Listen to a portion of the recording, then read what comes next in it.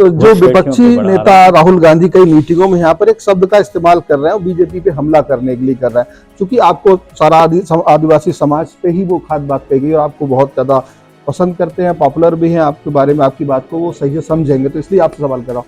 उन्होंने मीटिंग में बार बार कहा कि बीजेपी आदिवासियों को वनवासी कहती है और इस वजह से उनके बड़े अधिकार छिन जाएंगे।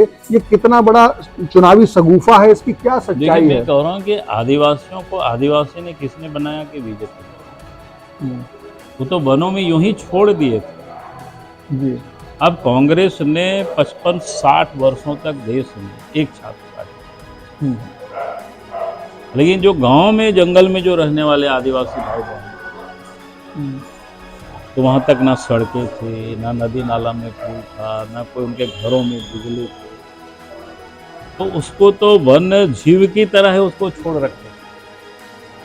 उससे भारतीय जनता पार्टी की जब पहली सरकार बनी अटल बिहारी वाजपेयी जी की, तो प्रधानमंत्री के नाम 6 वर्षों तक, और फिर बाद में नरेंद्र मोदी जी के नेतृत्व में सरकार, तो आज मैं कह सकता हूँ उस ट्राइबल गांव में भी उनको वनों से हम निकाले नहीं, बल्कि वहां तक हम विकास की सुविधाएं को पहुंचा, समान अवसर उनको। आप दिल्ली में अगर बिजली चमक रही है तो उनके गांव में भी बल्ब चल रहा है, उनके बच्चे भी टेलीविजन देख रहे हैं, उनके बच्चे भी नेट का उपयोग कर रहे हैं, उनके बच्चे भी अब बिजली की लाइट में रोशनी में पड़ रहे हैं।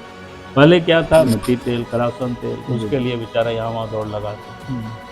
तो उन्होंने वास्तव में वो वन प्राणी बना करके रखे हुए, हम लोगों ने, बीजेपी ने उसको वहां से निकाल।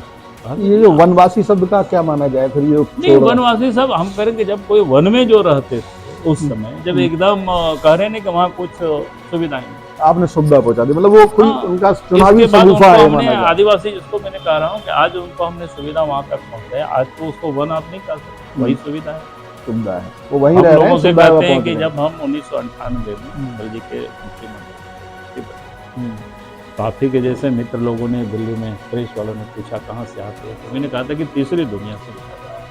तो बड़े लोगों ने मजाक किया, मेरे क्या, हमने कहा हमारी तीसरी दुनिया वो है हमारी जाने के घर तक पहुँचने की सड़क नहीं है, बिजली नहीं है, गाँव में लोगों ने देखा नहीं है, बरसात में बिल्कुल टापू बन जाता है इलाका, सब लोग रुक जाते हैं।